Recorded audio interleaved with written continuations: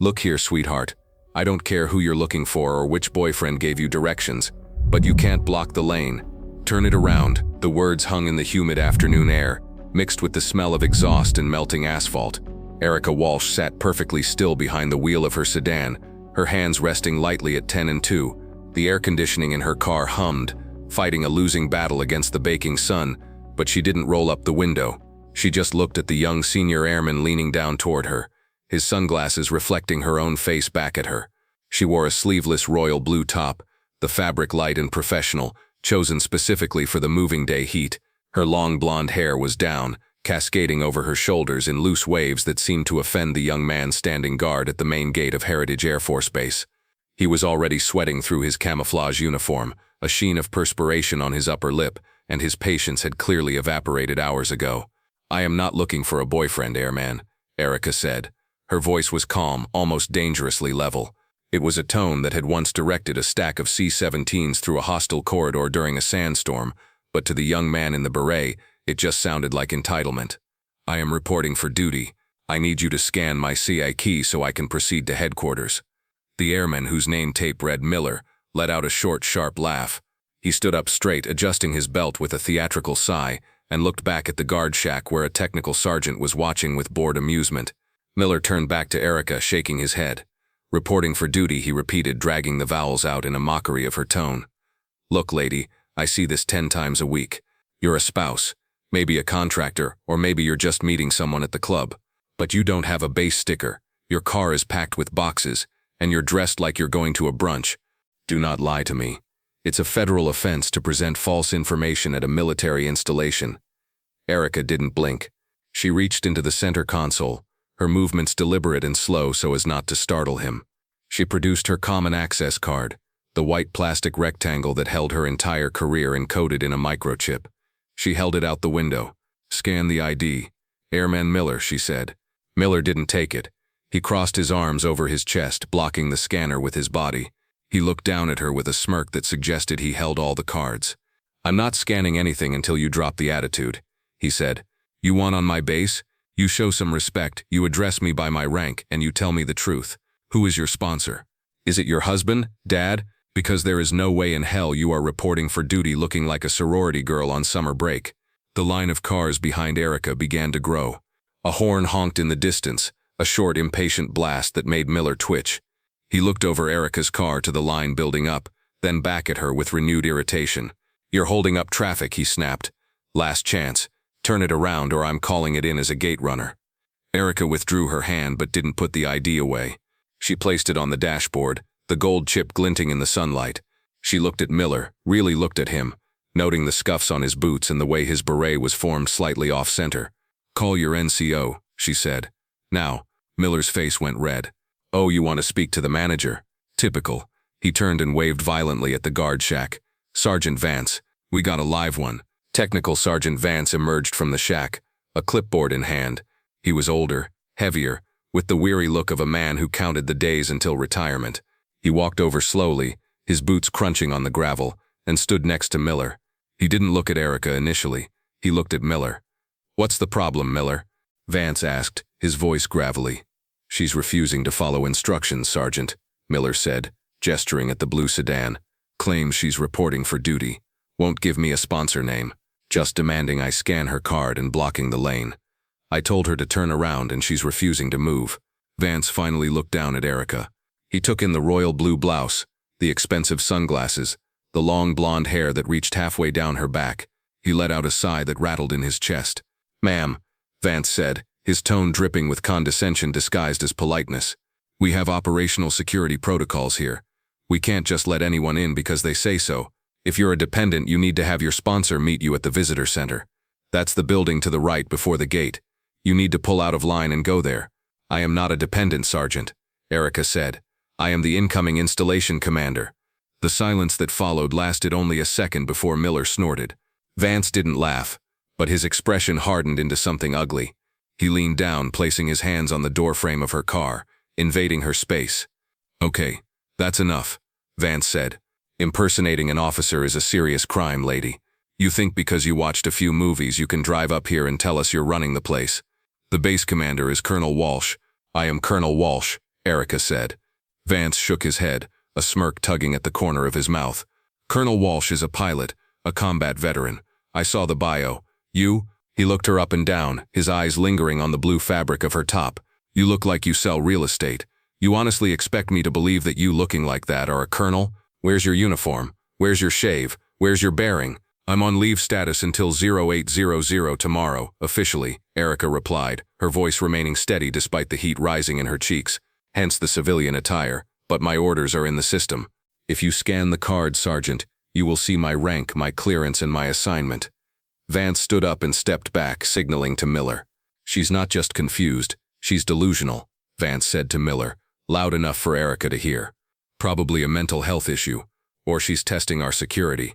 Either way, she's not coming in. Vance looked back at Erica. Ma'am, step out of the vehicle. Erica frowned. Excuse me, step out of the vehicle, Vance commanded, his hand drifting toward the radio on his shoulder. You are disrupting gate operations and refusing to follow lawful orders. You want to play games? Fine. We'll search the car, verify your identity the hard way, and then we'll have the local PD come pick you up for trespassing. This is a mistake, Sergeant, Erica said, her fingers tightening on the steering wheel. A very expensive mistake for you. Is that a threat? Vance barked. Get out of the car, now. Erica stayed seated. She knew the regulations better than they did. She knew that exiting the vehicle would escalate the situation to a physical confrontation, one where they would feel justified in restraining her. She needed to de-escalate, but they were giving her no room to maneuver. I am maintaining my position until a superior officer arrives, Erica stated. There is no superior officer coming for you, sweetheart. Vance sneered. I'm the flight chief. I'm the authority here. The heat inside the car was stifling, but a different kind of heat was radiating through Erica's chest. It was a familiar sensation, a tightening of the gut that she hadn't felt since she was a lieutenant flying in the back of a cargo plane, listening to the loadmaster scream that the cargo had shifted. Flash, the smell of hydraulic fluid and ozone, the screech of the warning klaxon. A younger Erica, hair tied back in a severe bun, wrestling the yoke of a massive aircraft as the horizon tilted violently. A voice in her headset, panic-stricken. We're losing altitude, Lieutenant. Her own voice cutting through the static, calm and absolute. I have the aircraft. Stow the cargo. We are not going down today. The feeling of the vibration in her hands, the sheer force of will required to level the wings against the turbulence. The memory was gone as quickly as it came, summoned by the vibration of a heavy truck engine idling in the lane next to her. She blinked, refocusing on the concrete gate and the two men who saw only a blonde woman in a blue shirt, not the pilot who had saved a crew of 6 from a mountain ridge in the Hindu Kush. Behind her, the line of cars had stalled completely. 3 cars back, a young staff sergeant named Reynolds sat in his pickup truck. He had his window down, listening to the commotion. He couldn't hear every word, but he saw the body language. He saw the aggressive posture of Sergeant Vance and the dismissive hand-waving of Airman Miller. Reynolds squinted at the blue sedan. He noticed something the gate guards had missed in their arrogance. On the rear bumper, almost obscured by a bit of road dust, was a small faded sticker. It wasn't a standard base decal. It was a silhouette of a specific aircraft, a C-130 Hercules, surrounded by a wreath, and next to it, a small silver emblem that looked like a pair of pilot wings. He looked at the woman's profile in the side mirror. He didn't know her face, but he knew the posture. He had seen that stillness before in briefing rooms and on flight lines. It was the stillness of someone who was waiting for the storm to break. Then he remembered the email that had gone out that morning, the all-hands message about the change of command ceremony scheduled for Tuesday. The attachment had a photo. He grabbed his phone from the passenger seat, scrolling frantically through his inbox. He opened the PDF. Colonel Erica Walsh, 3,500 flight hours, Distinguished Flying Cross. He zoomed in on the photo. The woman in the picture was in service dress, hair pulled back, expression stern, but the eyes were the same, and the jawline. Reynolds felt a cold knot form in his stomach. He opened his door and stepped out onto the hot asphalt. "Hey," Miller shouted, spotting him. "Stay in your vehicle." Reynolds ignored him. He jogged up the line, hands raised in a placating gesture. "Sergeant Vance, hold on a second." Vance spun around, angry at the interruption. "Get back in your truck, Sergeant. We have a situation here." "I think you're making a mistake," Reynolds said, keeping his voice low as he approached the driver's side window of the sedan. He looked at Erica. She turned to look at him, her eyes guarded. Reynolds looked at the dashboard. He saw the CAC card lying there. He couldn't read the text from this angle, but he saw the silver oak leaves on the shoulders of the uniform in the ID photo. "Ma'am," Reynolds said, snapping to a position of attention even though he was in civilian clothes. "Are you Colonel Walsh?" Erica looked at him, surprised by the sudden recognition. "Yes, Sergeant. I am." Reynolds swallowed hard. He turned to Vance. "Vance, you need to scan her ID. That's the new wing commander." Vance looked from Reynolds to Erica and back again. He let out a harsh laugh. "You've got to be kidding me. She got to you too. Look at her, Reynolds. Does she look like a wing commander to you? She looks like she's lost on her way to the mall." "She's the incoming commander," Reynolds insisted, his voice rising. "Check your email. The photo matches, and look at the ID on the dash. That's an officer's CAC. Miller walked over, shaking his head. "It's a fake, man.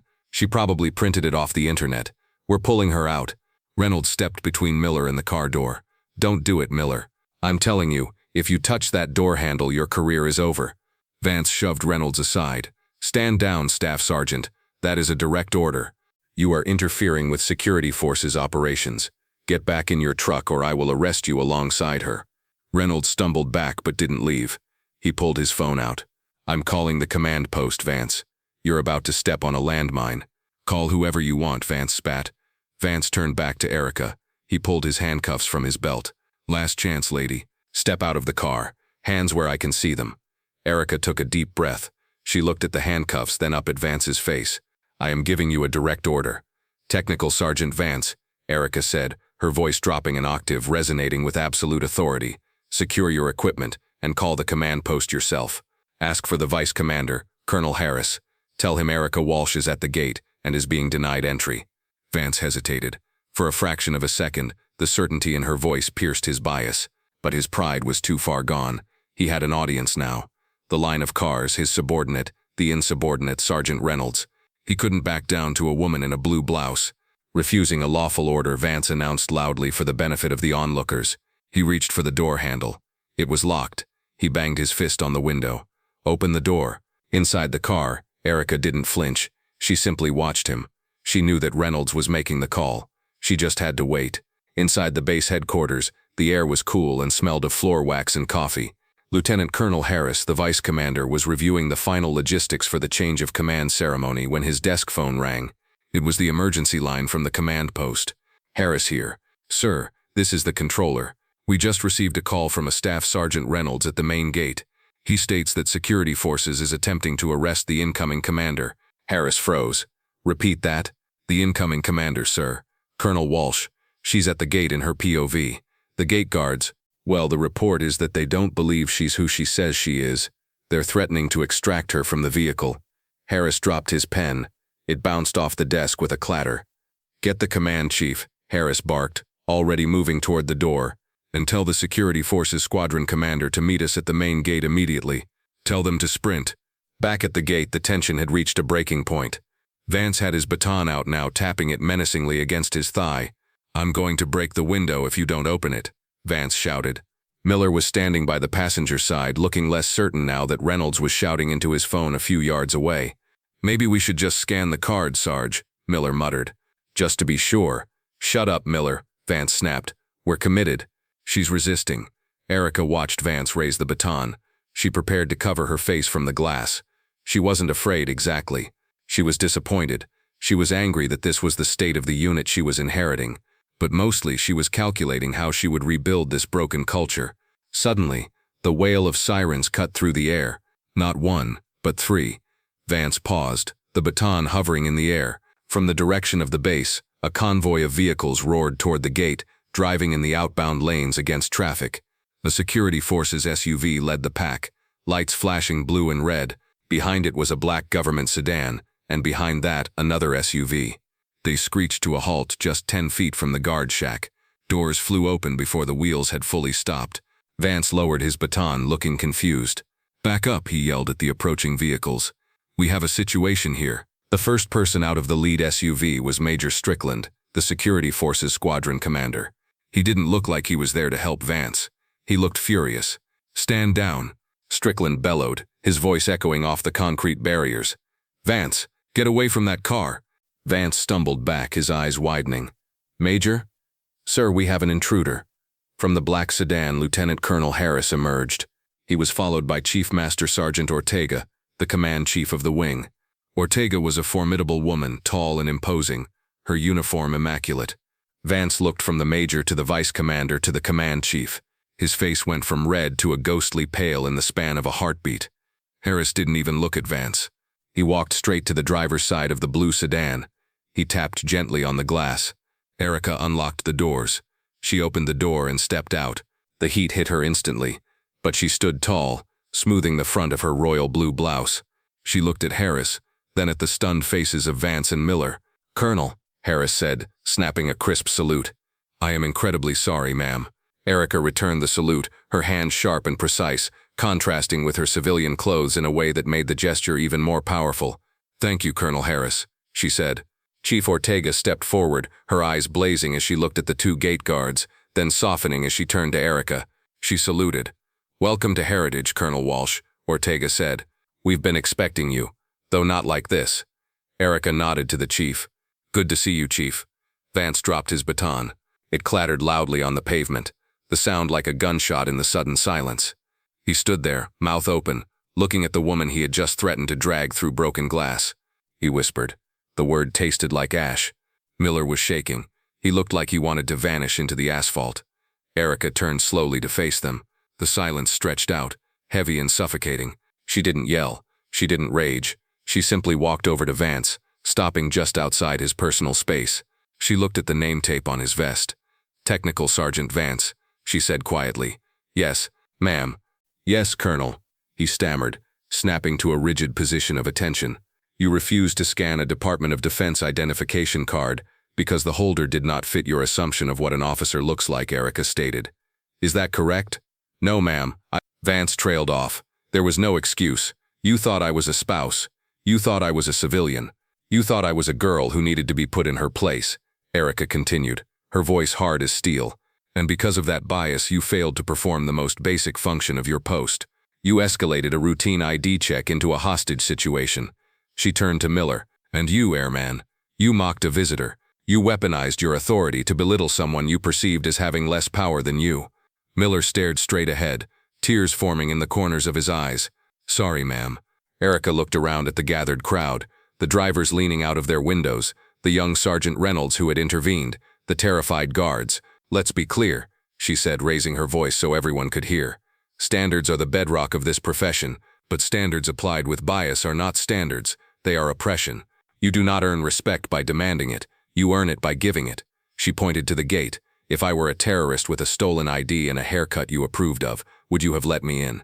she asked Vance. Vance swallowed. "Probably, ma'am, and because I am a woman in a blue shirt, you were ready to arrest the installation commander. That is a failure of operational security, and it is a failure of character." Major Strickland stepped forward. "Ma'am, I will relieve them of duty immediately. They will be facing disciplinary action." Erica held up a hand. "Not yet, Major." She looked at Vance. "Pick up your baton, Sergeant." Vance scrambled to pick it up, his hands fumbling. "You will finish your shift," Erica said. "And every single car that comes through this line you will treat with the absolute highest level of courtesy and professionalism. You will salute the officers, you will thank the spouses, and you will respect the civilians.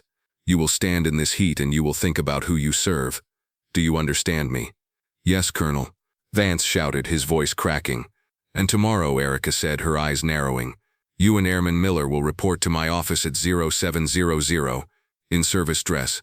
We are going to have a very long conversation about the difference between authority and bullying." "Yes, Colonel," they said in unison. Erica turned back to Harris and Strickland. "Gentlemen, I believe I have a base to run."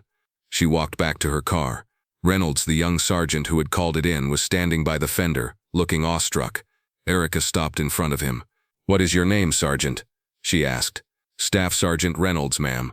"You have good instincts, Sergeant Reynolds," Erica said, offering him a small, genuine smile. "And you have moral courage. That is harder to find than tactical proficiency. Thank you for having my 6. She reached into her purse, which was sitting on the passenger seat, and pulled out a coin. It was heavy, shaped like a shield, with the emblem of her previous command on it. She pressed it into his hand. Reynolds looked down at the coin, then back at her. "Thank you, Colonel." Erica got into her car. She put her sunglasses back on. She looked out the window at Miller, who was now standing at the scanner, looking terrified. She held her CAC out the window. "Scan the ID," Airman Miller. Miller rushed forward, taking the card with trembling hands. He scanned it. The machine beeped, a happy, confirming green light. "Welcome to Heritage Air Force Base, Colonel Walsh," Miller said, his voice barely a whisper. "Carry on," Erica said. She rolled up the window, the cool air of the AC washing over her. As she drove through the gate, passing the saluting Major-in-Chief, she didn't look back at the two men who had tried to make her feel small. She looked forward toward the runway in the distance where the gray tails of the aircraft sat in neat rows. There was work to do. 6 weeks later, the air at the base exchange was cool and smelled of popcorn. Erica walked through the aisles, pushing a small cart. She was in uniform now. Flight suit, flight cap tucked into her belt, the command insignia pinned to her chest. She turned the corner into the aisle with the cleaning supplies and stopped. Standing there, stocking shelves, was Airman Miller. He wasn't wearing a beret. He was wearing the utility uniform of the Civil Engineer Squadron, but currently, he was on a detail. He looked up and froze when he saw her. He set down the box of detergent he was holding and snapped to attention. "Ma'am," he said. Erica stopped her cart. "At ease, Airman." Miller relaxed slightly, but he looked nervous. He looked tired. "How is the retraining going?" she asked. She looked at him, not with malice, but with a firm expectation. "I saw the report from your flight chief," she said. "He says you're the first one in and the last one out lately." Miller looked surprised. He does, Erica nodded.